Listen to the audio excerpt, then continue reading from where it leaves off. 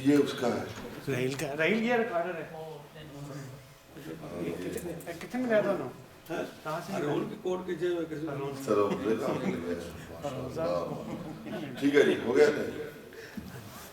السلام علیکم ورحمۃ اللہ وبرکاتہ. الحمدللہ نحمده ونصلي ونسلم على رسوله الكريم. اما بعد فاعوذ باللہ من الشیطان الرجیم. بسم اللہ الرحمن الرحیم. اذا جاء نصر اللہ والفتح ورأيت الناس يدخلون في دين الله أفواجا فسبح بحمد ربك واستغفره إنه كان توابا. صدق الله العظيم وصدق رسوله النبي الحبيب الأمين المتين الكريم ونحن على ذلك لمن الشاهدين والشاكرين والحمد لله رب العالمين. آئیے سب سے پہلے ہم اور آپ دل کی اتھا گہرائی کے ساتھ حضور اکرم نور مجسم خلیفۃ اللہ اعظم فخر آدم و بنی آدم روحی فدا جناب محمد رسول اللہ صلی اللہ تعالی علیہ وآلہ وسلم کی بارگاہ بار میں درود پاک کی حسین ڈالیاں پیش کریں.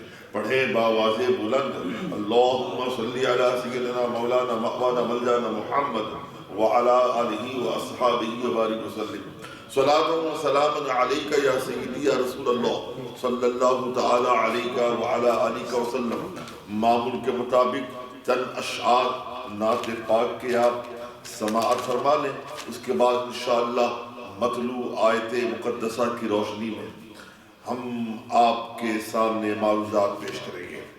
مطلب پیش خدمت ہے کہ بفضل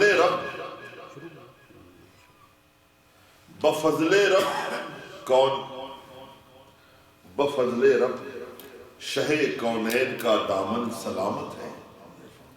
بفضل رب شہ کونین کا دامن سلامت ہے.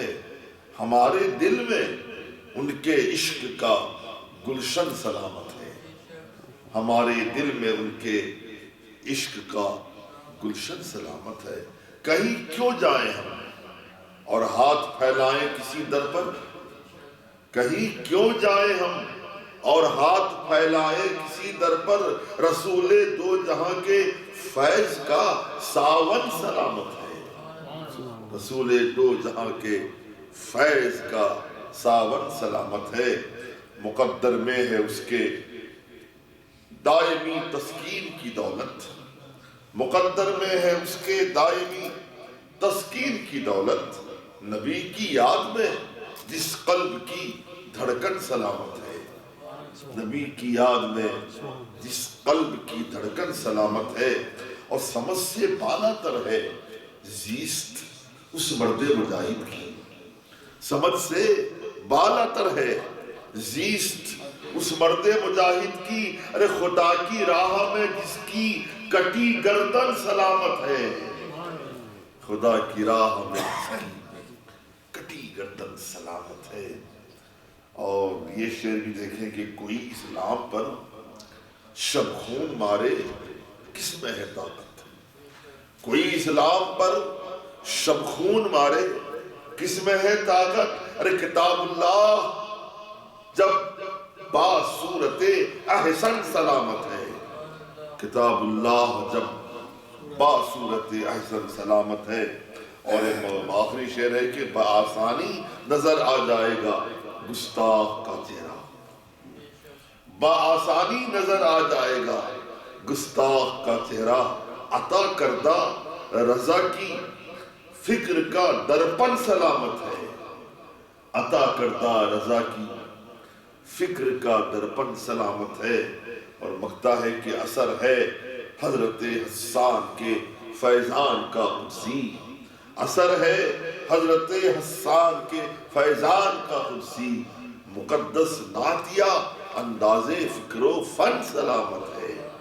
بفضل رب شہ کونین کا دامن سلامت ہے. ہمارے دل میں ان کے عشق کا گلشن سلامت ہے. صلو علی الحبیب اللهم صل على سيدنا مولانا مولانا ملجانا محمد وعلى آله وصحبه وبارك وسلم صلاة وسلاما عليك يا سيدي يا رسول الله صلی اللہ تعالی علیہ وعلی آلہ وسلم۔ رسول کائنات صلی اللہ علیہ وسلم کے میلاد کا مہینہ بڑی تیزی کے ساتھ اپنی منزل کی جانب رواں ہے۔ دنیا بھر کے اندر آپ کے میلاد کی خوشی میں محفلیں منعقد ہو رہی ہیں، اور یہ سلسلہ پورا مہینہ چلتا تھا، زمزم مہینہ آئے گا انشاءاللہ، ایسے ہی کاروان مسرت و شادمانی چلتا رہے گا۔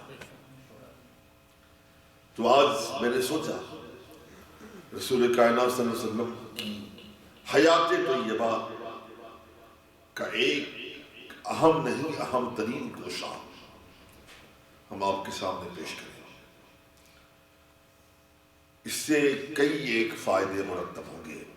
ایک تو یہ ہے کہ ہمارے آپ کے ایمان میں جلا پیدا ہو، اور دوسری بات ہے رسول کائنات صلی اللہ علیہ وسلم کی محبت ہمارے دل میں جاگزی ہوگی، اور وہ جو شر و فساد کے اذہان کے مالک ہیں، ایسے عناصر جو دریدہ دہن ہیں اسلام سے متعلق، جو جا بجا وقتاً فوقتاً تھمتیاں کستے رہتے ہیں، آپ انہیں منہ توڑ جواب بھی دے سکتے ہیں۔ اس لیے میں نے سورہ نصر کی تلاوت کی سعادت حاصل کی ہے۔ پہلے آپ ترجمہ آسان اردو میں با محاورہ سماعت فرما لیں۔ بسم اللہ الرحمن الرحیم۔ اذا جاء نصر اللہ والفتح، اور جب وا مانے اور، اذا مانے جا، جا مانے آنا۔ وَإِذَا جَاءَ نَصْرُ اللَّهِ، اے میرے محبوب صلی اللہ علیہ وسلم، اور جب اللہ کی مدد آئے، والفتح، اور کامیابی، اور جب اللہ کی مدد اور کامیابی آئے یا آ جائے، وَرَأَيْتَ النَّاسَ، محبوب آپ دیکھیں گے، آپ ملاحظہ فرمائیں گے لوگوں کو، وَرَأَيْتَ النَّاسَ يَدْخُلُونَ فِي دِينِ اللَّهِ أَفْوَاجًا، آپ لوگوں کو دیکھیں کیسے وہ دین کے اندر جوک در جوک داخل ہو رہے ہیں، کیسے لوگ امڑتے ہوئے سیلاب کی طرح ہلکا بگوش اسلام ہو رہے ہیں۔ جب یہ منظر آپ دیکھیں اپنے ماتھے کی آنکھوں سے میرے محبوب، فَسَبِّحْ بِحَمْدِكَ وَاسْتَغْفِرْ إِذَا جَاءَ نَصْرُ اللَّهِ وَالْفَتْحُ وَرَأَيْتَ النَّاسَ يَدْخُلُونَ فِي دِينِ اللَّهِ أَفْوَاجًا فَسَبِّحْ بِحَمْدِ رَبِّكَ۔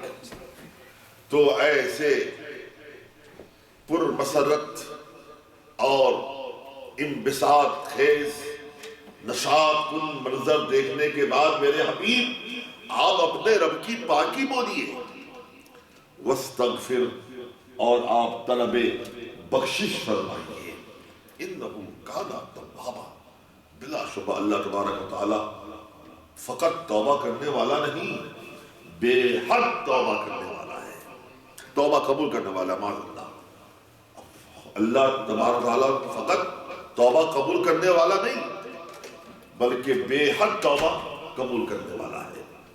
تواب، یہ اس میں مبالغہ کا صیغہ ہے، تواب کا معنی ہے توبہ قبول کرنے والا، یعنی اللہ تواب ہے، صیغہ مبالغہ، یعنی اللہ تعالیٰ بے حد توبہ قبول کرنے والا ہے۔ محترم، یہ پورا سورہ نصر دراصل ایک عظیم تاریخ پس منظر کو پیش کر رہا ہے۔ وہ تاریخ ہے تاریخ فتح مکہ، وہ مکۃ المکرمہ جہاں باعث تخلیق کائنات رسول دو عالم صلی اللہ تعالی علیہ وسلم کی ولادت باسعادت ہوئی۔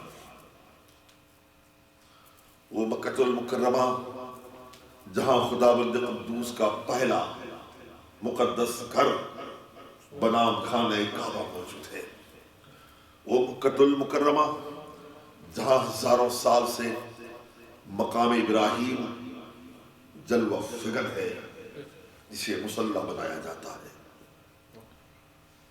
وہ مکۃ المکرمہ جہاں حضرت اسماعیل علیہ السلام اور بی بی ہاجرہ کی یادگاریں موجود ہیں، جہاں میدان منی موجود ہے، جہاں عرفات ہے، جہاں مزدلفہ ہے، جہاں صفا و مروہ ہے، جہاں جبل نور ہے، جہاں غار حرا ہے، جہاں جبل ابو قبیس ہے، جانے کیسی کیسی رب کائنات کی آیات اور نشانیاں موجود ہیں۔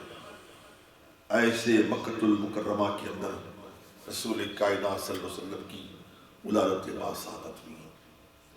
وطن سے کس کو محبت نہیں ہوتی؟ جو وطن سے محبت نہ کرے، ایسے شخص کی وفا جناب عالی سوال خیز ہو جاتی ہے۔ اس کو وطن سے محبت نہیں ہے، اور وطن کی محبت کو جزو ایمان بھی قرار دیا گیا ہے۔ حب الوطنی، کس کو اپنے وطن سے محبت نہیں ہوتی، خواہ وطن کیسا ہی ہو۔ اور مکۃ المکرمہ جیسا وطن جہاں اللہ کا پہلا مقدس گھر موجود ہو، رسول کائنات صلی اللہ علیہ وسلم کو بھی بے حد اپنے وطن عزیز مکۃ المکرمہ سے بے حد محبت تھی۔ اس محبت کا اظہار میرے آقا صلی اللہ علیہ وسلم نے اس وقت کیا جب میرے آقا صلی اللہ علیہ وسلم مکۃ المکرمہ چھوڑ کر آپ ہجرت کر رہے تھے مدینہ منورہ کی جانب۔ بخاری کی حدیث ہے، رسول کائنات صلی اللہ علیہ وسلم خانہ کعبہ پر نظر ڈالتے، مڑ مڑ کے خانہ کعبہ کو دیکھتے اور یوں فرماتے، اے خانہ کعبہ، اے مکۃ المکرمہ میرا وطن، میں کبھی تجھ سے الگ نہیں ہوتا، مگر کافروں نے، ظالموں نے ایسی صورتحال پیدا کر دی کہ مجھے بحکم خدا مکۃ المکرمہ چھوڑنا پڑ رہا ہے۔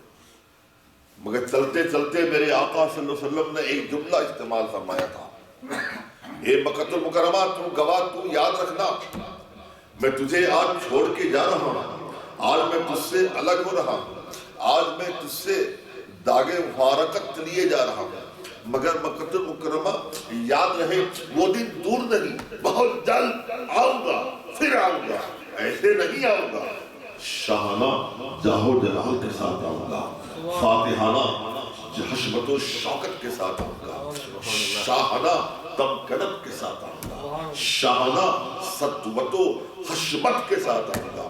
یقین جانیے کفار مکہ نے، رؤسائے مکہ نے کبھی بھی ان کے وہم و گمان بھی بات نہیں رہی ہوگی، انہوں نے کبھی سوچا تک نہیں ہوگا ایک وقت وہ آئے گا رسول کائنات صلی اللہ علیہ وسلم پھر مکۃ المکرمہ تشریف لائیں گے تو فاتحانہ شان کے ساتھ آئیں گے، شاہانہ جاہ و جلال کے ساتھ آئیں گے۔ انہوں نے ایسی صورتیں بنا دی تھی، ایسی مشکلات پیدا کر دی تھی، ایسے مظالم کے پہاڑ توڑے تھے۔ وہ ظلم کا کون سا حصہ ہے جس کو پیش نہ کیا گیا ہو، وہ ظلم کا کون سا گوشہ ہے جس کا استعمال نہ کیا گیا ہو۔ نت نئی ترکیبیں نکالی جاتی تھی مظالم ڈھانے کی، نت نئی اسکیمیں بنائی جاتی تھی مظالم ڈھانے کی۔ صرف یہی نہیں، چلو مان لو، مان لیا جائے ان کفار مکہ کی نگاہوں میں ذات مصطفیٰ کل نہیں تھی، صحابہ کرام کی ذوات مقدسہ کل نہیں تھی۔ جب وہ چلے گئے، مکۃ المکرمہ چھوڑ دیا، زمین چھوڑ دی، جائیداد چھوڑ دیا، دکان و مکان چھوڑ دیا، اپنے وطن کو چھوڑ دیا، گھر بار و خیر بات کہہ دیا، کہیں اور چلے گئے، مدینہ منورہ چلے گئے، 400 مائل دور چلے گئے، میلوں دور چلے گئے۔ اب تو کافروں کو خاموش ہو جانا چاہیے تھا، مگر نہیں، ان لوگوں نے وہاں بھی مسلمانوں کا جینا دو بھر کرنا چاہا، نت نئی ترکیبیں نکالی، پریشان کرنے کے نئے طریقے نکالے، وہاں بھی جینا آسان نہیں کر دیا۔ محترم دوستو، معلوم ہے اس کے باوجود بھی میرا خدا ارشاد فرماتا ہے میرے حبیب آپ ہمیں ہمیشہ مکہ المکرمہ کو یاد کرتے رہتے ہو، اپنے وطن کو یاد کرتے ہو، میرے مقدس گھر کو یاد کرتے ہو، مگر میرے حبیب گھبراؤ نہیں، اذا جاء نصر اللہ والفتح، میرے محبوب جب اللہ کی مدد آئے، جب فتح مکہ ہو، جب فتح کامرانی کی نوید آپ کے پاس آئے، تو ایسی صورت میں وَرَأَيْتَ النَّاسَ يَدْخُلُونَ، آپ دیکھو گے یہ جو لوگ آج آپ سے ہٹ رہے ہیں، آپ سے الگ ہو رہے ہیں، آپ کی بارگاہ میں آنا نہیں چاہتے ہیں، حلقہ بگوش اسلام ہونا نہیں چاہتے ہیں، اسلام دشمن بنے ہوئے ہیں، جو اسلام کی دشمنی پر بہت آگے بڑھ چکے ہیں، میرے محبوب گھبراؤ نہیں، وہ دن دور نہیں ہے، یہی سارے لوگ جوک در جوک امڑتے ہوئے سیلاب کی طرح اسلام کے دامن میں آتے چلے جائیں گے۔ جب یہ منظر آپ دیکھیں تو میرے حبیب فَسَبِّحْ بِحَمْدِ رَبِّكَ، تو ایسی حالت میں، ایسی کیفیت میں آپ اپنے رب کی حمد و ثنا بیان کیجئے، اپنے رب کی تسبیح بیان کیجئے، اور رب کائنات کی بارگاہ میں طلب بخشش کیجئے، اور بلا شبہ اللہ تبارک و تعالی بہت زیادہ توبہ قبول کرنے والا ہے۔ محترم دوستو، وہ تاریخ بھی دیکھی گئی، جب فتح مکہ کا وقت آتا ہے، میرے آقا صلی اللہ علیہ وسلم تو صلح حدیبیہ آپ نے کیوں مانی تھی؟ صلح حدیبیہ آپ نے کیوں کروائی تھی؟ اسی لیے نا کہ امن و امان قائم ہو جائے، شانتی پیدا ہو جائے، کچھ تو خون کا دروازہ بند ہو جائے۔ 10 سال کا معاہدہ تھا۔ میں ان لوگوں سے کہنا چاہوں گا جو اسلام اور اسلام کے پیروکاروں پر، بانی اسلام اور ان کے صحابہ کرام پر جو پھبتیاں کستے ہیں، الزام تراشی کرتے ہیں، معاذ اللہ کہ ان لوگوں نے تلوار کے زور سے اسلام پھیلایا ہے، ان لوگوں نے طاقت و قوت کے بلبوتے اسلام پھیلایا ہے، ظلم و ستم سے اسلام پھیلایا، معاذ اللہ ان سے کہا جائے تعصب کا اینک اتارو اور تاریخ کو راہ الٹ کے بتاؤ، صلح حدیبیہ کی جو شرائط نامے تھے، شرائط ناموں کو کس نے توڑا ہے؟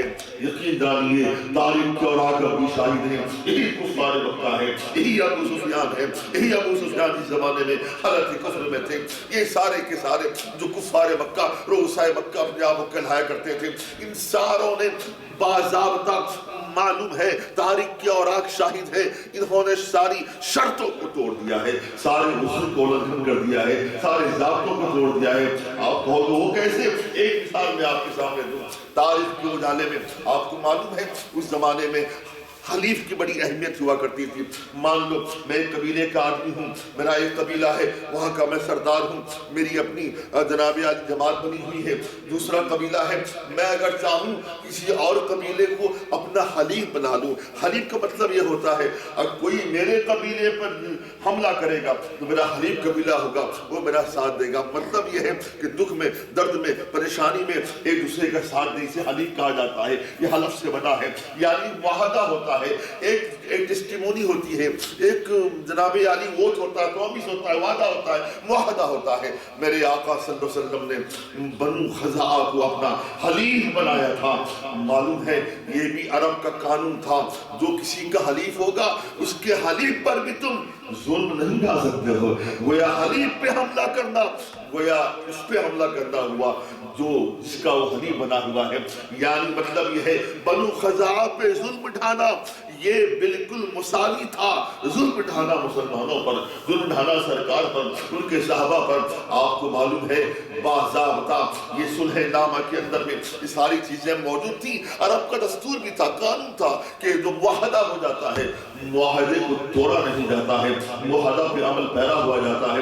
لیکن افسوس کی باتیں ہیں اچانک ان ظالموں نے، کفار مکہ نے بنو خزاعہ پر حملہ کر دیا، دھاوا بول دیا، جانے ان کے کتنے لوگ مارے گئے، قتل کیے گئے، جو لوگ بچ گئے وہ دوڑے ہوئے اپنی جان کو بچانے کے لیے الٹے قدم خانہ کعبہ کے اندر پہنچ گئے۔ چلو خانہ کعبہ میں آ جاتے ہیں، حدود حرم میں آ جاتے ہیں، حرم کے سائے میں آ جاتے ہیں، ہمیں امان مل جائے گی، ہمیں امن مل جائے گا، ہمیں اطمینان حاصل ہو جائے گا، جان ہماری بچ جائے گی۔ مگر ان کفار مکہ نے خانہ کعبہ کو احترام نہیں کیا ہے، حالانکہ معلوم ہے ایام جاہلیت میں بھی یہ قانون دستور رہا ہے، ضابطہ رہا ہے کہ حدود حرم کے اندر میں لڑائی نہیں کی جاتی ہے، جنگ نہیں کی جاتی تھی، شکار نہیں کھیلا جاتا تھا، ظلم نہیں ڈھایا جایا کرتا تھا، یہ سارے کے سارے مکے والے جانتے تھے، عرب والے جانتے تھے۔ اس کے باوجود ان کفار مکہ نے، ظالمان مکہ نے، بنو خزاعہ کے لوگ جو میرے آقا صلی اللہ علیہ وسلم کے حلیف تھے، یہ خانہ کعبہ میں چلے گئے، اس کے باوجود بھی ظالموں نے ان کی پرواہ نہیں کی، نہ حرم، نہ حدود حرم کے تقدس کی پرواہ کی، نہ حلیف کی پرواہ کی، نہ بنو خزاعہ کی پرواہ کی، بلکہ ان لوگوں نے خانہ کعبہ کے اندر جا کر بنو خزاعہ کے لوگوں کو جان سے مار ڈالا، ان کی گردنیں کاٹ دی، ان کے سروں کو قلم کر دیا، وہاں تلواروں کی وار کیا، وہاں نیزے سنسنائے، وہاں تیروں کی بوچھار کی۔ جب یہ منظر بنو خزاعہ کے سامنے جا کا منظر تھا تو بنو خزاعہ کی زبان سے آہیں نکلی ہیں۔ جب ان آہوں کی آواز میرے آقا صلی اللہ علیہ وسلم کے کانوں پہ پڑتی ہے، میرے سرکار معلوم ہے آپ بے حد شریف ہو جاتے ہیں اور صحابہ کرام سے فرماتے ہیں چلو چلتے ہیں مکہ المکرمہ، اب وقت آ گیا ہے مکے کی آزادی کا، اب وقت آ گیا ہے خانہ کعبہ کی بازیابی کا۔ تاریخ کی اوراق گواہ ہیں 10,000 صحابہ کرام میرے آقا صلی اللہ علیہ وسلم کے ساتھ میں چل پڑے۔ یہ ماہ رمضان کا مہینہ تھا، یہ الگ بات ہے، اقوال مختلف ہیں، کوئی کچھ لوگ لکھتے ہیں رمضان کی 10 تاریخ تھی، کوئی کہتے ہیں 12، کوئی کہتے ہیں 13، کوئی کہتے ہیں 15، کوئی 18، کوئی 20۔ اتنا ضرور ہے کہ مہینہ رمضان مبارک کا مہینہ تھا۔ 10,000 صحابہ کرام ہیں، میرے آقا صلی اللہ علیہ وسلم ہیں، مظلوم نے آواز لگائی ہے، مظلوم کی آہیں آئی ہیں، مظلوم نے آہو بکا کی ہے، مظلوم نے فریاد کی ہے۔ میرے آقا چل پڑے 10,000 لشکر جرار کو لے کر۔ رمضان کا مہینہ ہے، سب روزے سے ہیں، مگر معلوم ہے میرے آقا صلی اللہ علیہ وسلم جب مدینہ منورہ سے آگے بڑھے، جب مقام قدید پہ آپ پہنچے ہیں، میرے سرکار نے وہاں پڑاؤ کیا تھوڑی دیر کے لیے، اور دن کا وقت ہے، سب لوگ روزے سے ہیں۔ میرے سرکار صلی اللہ علیہ وسلم نے دانستہ جان بوجھ کر پانی منگوایا، کھانا منگوایا، آپ نے باضابطہ پانی پیا، باضابطہ آپ نے کھانا تناول فرمایا صحابہ کرام کو دکھانے کے لیے کہ میں روزہ توڑ رہا ہوں، روزہ ختم کر رہا ہوں، اور تم بھی روزے ختم کر دو۔ سرکار نے فرمایا بھی میں بھی روزہ توڑ رہا ہوں، تم سب روزے توڑ دو۔ کیا سمجھا آپ نے؟ روزہ فرض کس نے کیا ہے؟ اللہ نے کیا ہے، مگر میرے نبی رمضان کا مہینہ ہے، خود بھی رمضان کا مہینہ ہے، روزے توڑ رہے ہیں، پانی پی رہے ہیں، اور صحابہ کرام سے فرما رہے ہیں کہ ابھی روزے کا وقت نہیں ہے، بھوکے پیاسے رہنے کا وقت نہیں ہے، مکہ المکرمہ جانے کا وقت ہے۔ اس لیے کہ وہاں بنو خزاعہ کے مظلوموں نے پکارا ہے، ان کی آہیں ہمیں پکار رہی ہیں، اب وقت آ گیا ہے خانہ کعبہ کو آزاد کیا جائے، خانہ کعبہ کو بتوں سے پاک کیا جائے، وقت آ گیا ہے مکہ المکرمہ پر اسلام کا علم تا قیامت گاڑ دیا جائے، نصب کر دیا جائے۔ معلوم کیا ہوا؟ مصطفیٰ کی طبیعت کا نام شریعت یوں ہے کہ خدا نے فرض کیا، گویا خدا نے یوں کہا میرے محبوب میں فرض کر رہا ہوں، نماز میں نے فرض کی، روزہ میں نے فرض کیا، حج میں نے فرض کیا، زکوٰۃ میں نے فرض کی، فرض تو میں نے کر دیا ہے، تو آپ کی مرضی ہے، چاہے اس کا اطلاق کسی پہ کرو یا نہ کرو، یہ آپ کی مرضی ہے۔ جس سے چاہو آپ روزے توڑوا دو، اور جس کو چاہو آپ روزے رکھوا دو، جس سے چاہو آپ 2 وقت کی نمازوں میں 2 وقت کی نمازوں کی اجازت دے دو، اور جس کے لیے چاہو آپ 5 وقت کی نمازوں کی اجازت دے دو۔ فرض کرنا میرا کام ہے اور اس کو لاگو کرنا آپ کا کام ہے، اس کو امپلیمنٹ کرنا آپ کا کام ہے۔ ہاں میں عرض کر رہا تھا میرے آقا صلی اللہ علیہ وسلم تشریف لا رہے ہیں، آج میرے آقا مظلوم بن کے نہیں آ رہے ہیں، بظاہر مجبور بن کے نہیں آ رہے ہیں، 10,000 صحابہ کرام ہیں، لشکر جرار ہے سرکار کے ساتھ میں، اسلحہ جات کی بہتات تھی، تلواریں خوب تھی، نیزے خوب تھے، بھالے خوب تھے۔ آج میرے آقا نیتیں نہیں آ رہے ہیں، آج صحابہ بے سر و سامان نہیں آ رہے ہیں، لشکر جرار آ رہا ہے، ہتھیاروں سے لیس آ رہا ہے، مگر تاریخ کے کیا اس ورق کو، کیا تاریخ کے اس قول کو یہ متعصبین مفسدین، یہ دشمنان اسلام بھول جائیں گے؟ آج بھی تاریخ کی اوراق شاہد ہیں۔ میرے نبی نے فرمایا تھا کوئی تلوار نہ اٹھائے، کوئی تیر کی بوچھار نہ کرے، کوئی نیزے کا استعمال نہ کرے، صرف ہی نہیں، میرے آقا صلی اللہ علیہ وسلم کی زبان فیض زبان سے یہ جملہ نکلتا ہے کہ جو کوئی بھی ہتھیار ڈال دے گا اس کے لیے امان ہے، جو گھر کا دروازہ بند کر دے گا اس کے لیے امان ہے، جو خانہ کعبہ میں داخل ہو جائے گا اس کے لیے بھی امان ہے۔ جب میرے آقا صلی اللہ علیہ وسلم اس امان کا پیغام دے رہے تھے، معلوم حضرت عباس جو آپ کے اپنے چچا ہیں، انہوں نے فرمایا، عرض کیا، یا رسول اللہ ایسا کیوں نہ کیا جائے، ابو سفیان یہ خود ستائش کو بہت پسند کرتا ہے، اپنی تعریفیں بڑی پسند کرتا ہے، اگر آپ اس کے لیے جملہ بول دیں تو وہ بھی خوش ہو جائے گا، ممکن ہے اس جملے کی بنیاد پہ وہ ہلکا بگوش اسلام ہو جائے۔ تو میرے نبی کی زبان سے، ابو سفیان اس زمانے میں بہت بڑے کافر تھے، دشمن اسلام تھے، میرے آقا صلی اللہ علیہ وسلم کے قتل کی سازشیں وہ بار بار کر چکے تھے، کیسا نہیں کیا نہیں ظلم ڈھایا تھا، ظالموں کی جہاں جہاں میٹنگیں ہوتی تھی سرکار خلاف، اسلام خلاف، ابو سفیان سرپرستی کیا کرتے تھے، سربراہی کیا کرتے تھے، مگر اس کے باوجود میرے نبی نے اعلان فرمایا جو ابو سفیان کے مکان کے اندر چلا جائے اس کے لیے بھی امان ہے، اس سے بات نہیں کی جائے گی، اس سے مواخذہ نہیں کیا جائے گا۔ محترم ابو سفیان کی بات بڑی پسند آئی، اسلام تو لے آئے مگر معلوم ہے میرے سرکار نے فرمایا ابو سفیان اسلام کو قبول کر رہے ہو، یہ بتاؤ دل تمہارا صاف ہوا کہ نہیں، قلب تمہارا منظم برا ہوا کہ نہیں؟ ابو سفیان نے کہا نہ ابھی خدشہ موجود ہے، تاریخ بتاتی ہے میرے نبی نے، اور یہ بھی تاریخ بتاتی ہے ابو سفیان لشکر درار دیکھا ہے صحابہ کرام کا، ایک دور وہ تھا یہ لوگ چن چن کے مسلمانوں کو مارا کرتے تھے، آج مسلمان بہت بڑے لشکر کے ساتھ آ رہے ہیں، 10,000 کی تعداد میں آ رہے ہیں، اسلحوں سے لیس آ رہے ہیں۔ جب یہ منظر دیکھا ہے ابو سفیان دل میں سوچنے لگے کاش ایسا ہوتا، پھر ہمارے اندر طاقتیں پیدا ہوتی، جمعیتیں پیدا ہوتی، پھر میں محمد پہ حملہ کرتا معاذ اللہ اور محمد کا میں صفایا کر دیتا۔ ابو سفیان دل میں سوچ رہے تھے، کلمہ پڑھنے کے بعد بھی سوچ رہے تھے، معلوم ہے میرے غیب داں نبی، میرا نبی ایسا غیب داں ہے تو میرا نبی دل کی سوچوں کو جان لیتا ہے، دل کی اپج کو جان لیتا ہے، ذہن و دماغ کے پیچ و خم کو جان لیتا ہے، میرا نبی دل کے بھیدوں کو جان لیتا ہے۔ نبی میرے آگے بڑھتے ہیں، ابو سفیان کے سینے پہ ہاتھ رکھا، ابو سفیان کلمہ پڑھنے کے بعد بھی اب بھی میرے خلاف سوچتا ہے، اتنا سننا تھا۔ ابو سفیان نے کہا حضور معاف کر دیجئے، اب مجھے یقین ہو گیا اب اللہ کے رسول ہے، جو ذات جو شخصیت دل کے بھیدوں کو جان لیا کرے اس کے رسول ہونے میں شبہ نہیں کیا جا سکتا ہے، آپ بلا شبہ اللہ کے رسول ہیں، تاریخ کے اور گواہ ہیں۔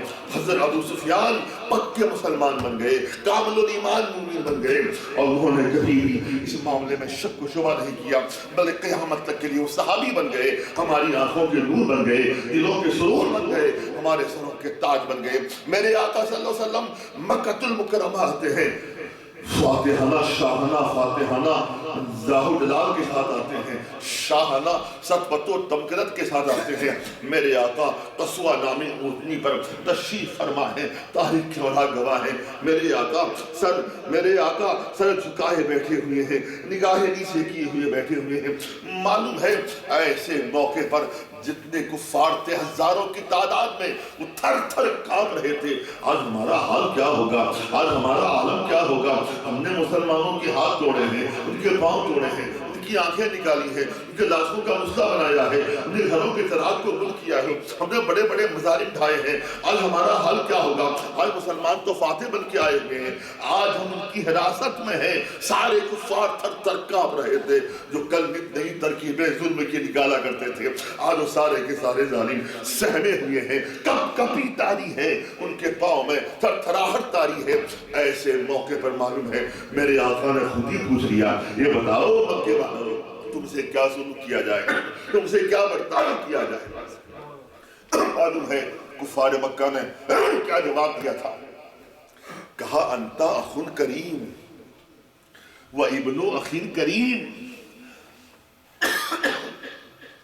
آپ تو کرم فرمانے والے بھائی ہیں، آپ کرم کرنے والے باپ کے بیٹے ہیں، آپ کا پورا خاندان تو کرم کرنے والا ہے، فیض کی پرسار کرنے والا ہے، آپ کے خاندان میں ظلم نہیں ڈھایا جاتا، ظلم تو ظلم ہے، آپ کے خاندان میں ظالموں سے انتقام نہیں لیا جاتا، آپ اخو کریم ہیں، کرم والے بھائی ہیں، کرم کرنے والے بھائی ہیں، اور کرم کرنے والے بیٹے کے بھائی کیا سمجھا آپ نے؟ جملہ کون بول رہا ہے؟ میاں وہ لوگ بول رہے ہیں جو میرے آقا صلی اللہ علیہ وسلم کے خون کے پیاسے تھے، انہوں نے صحابہ کرام پر ہزاروں مظالم ڈھائے ہیں، یعنی اسلام کے دشمن بول رہے ہیں، دشمن اسلام کی زبان بول رہی ہے کہ اے نبی آپ اخو کریم ہیں، کرم کرنے والے بھائی ہیں، کرم کرنے والے باپ کے بیٹے ہیں۔ تو محترم دوستو، دیکھا دشمن بھی مان رہا ہے کہ میرا نبی کرم کی برسات کرنے والا ہے، میرا نبی رحم و کرم کی برسات کرنے والا ہے۔ محترم صرف یہی نہیں ان لوگوں نے اتنا ہی کہا تھا، انہوں نے امید سے نہیں کہا تھا، یقین داری انہوں نے یقین سے کہا تھا۔ ہم نے بڑے بڑے مظالم اٹھائے ہیں، لیکن آج اللہ کے رسول ہم سے بدلہ نہیں لیں گے۔ واقعی ایسا بھی ہوا، نبی نے پہلے کفار مکہ سے پوچھا، پلٹ کے میرے نبی نے صحابہ کرام سے پوچھا، یہ بتاؤ صحابہ ان سے کیا سلوک کیا جائے، ان سے کیا برتاؤ کیا جائے؟ سارے کے سارے ظالم سر نیچا کیے ہوئے بیٹھے ہوئے ہیں، یہی وہ ظالم جن لوگوں نے کتنے کتنے مظالم ڈھائے تھے۔ صحابہ کرام نے بھی فطرت انسانی کی بنیاد پہ کہا تھا، یا رسول اللہ الیوم یوم الملحمہ، آج انتقام لینے کا دن ہے آقا، آج ہمیں اللہ نے موقع دیا ہے، ہم بھی ان کے ہاتھ کو توڑ دیں گے، ان کے پاؤں کو توڑیں گے، ان کی آنکھیں نکال دیں گے، ان کی ناک کو کاٹیں گے، ان کے خون کا ان کے خون کے فوارے جاری کر دیں گے۔ محترم دوستو، معلوم ہے میرے سرکار کی زبان سے نکلتا ہے، لا لا بل الیوم یوم الرحمہ، میرے صحابہ آج بدلہ لینے کا دن نہیں ہے، آج رحمت و پھول برسانے کا دن ہے، آج تو محبت کا دن ہے، آج تو شفقت کا دن ہے کہ میرے سرکار کی زبان سے وہ حدیث صادر ہوتی ہے، وہ جملہ صادر ہوتا ہے جو آج بھی تاریخ کے سینے پہ محفوظ ہے۔ سرکار نے فرمایا کہ لا تثریب علیکم اليوم فاذهبوا عنتم الطلقاء، اے ظالمان مکہ، کفار مکہ، میں اعلان کرتا ہوں تم سب کے سب آزاد ہو، تم سے کسی قسم کا نہ انتقام لیا جائے گا، نہ کسی قسم کا سوال ہوگا، نہ کسی قسم کا بدلہ لیا جائے گا۔ وہ ہزاروں کی تعداد میں کفار مکہ لات و منات کے پجاری سرکار کے قدم ناز پہ گر جاتے ہیں اور کلمہ پڑھ کے ہلکا بگوش اسلام ہو جاتے ہیں۔ اسی لیے محترم ماننا پڑے گا کہ میرے آقا صلی اللہ علیہ وسلم نے جس اخلاق کا مظاہرہ کیا ہے اور جس انداز سے آپ نے جناب علی اسلام کی پہچان کروائی ہے کہ میرے آقا نے اتنے مظالم سہنے کے بعد ظالموں کو آپ نے مکمل طور پہ معاف کر دیا۔ محترم اس لیے ہم کہتے ہیں دوسرے مذہب کا ماننے والا وہ جتنی بھی دیگیں مار لے، جتنی شیخی بگھال لے، جتنے لاکھوں گذاب بول دے، مگر نہ میرے آقا کی مثال ہے، نہ میرے آقا کے دین کی مثال ہے، نہ میرے آقا کے اخلاق کی مثال ہے۔ اللہ کرے خدا ہم سب کے اندر بھی اسی اخلاق کا ایک چھینٹا بھی اگر ہمارے دلوں میں ڈال دے، یقین جانے آج بھی اسلام کا بول بالا چار ٹانگ عالم میں ہو سکتا ہے۔ اسی لیے شاعر نے بڑی پیاری بات کہی ہے۔ شاعر کہتا ہے سچ ہے اخلاق سے، کہتا ہے کہ سنگ دل حسن مروت سے بدل جاتے ہیں، سنگ دل حسن مروت سے بدل جاتے ہیں، سچ ہے اخلاق سے پتھر بھی پگھل جاتے ہیں۔ وما علینا الا البلاغ المبین۔ آپ اعلان سماعت فرما لیں۔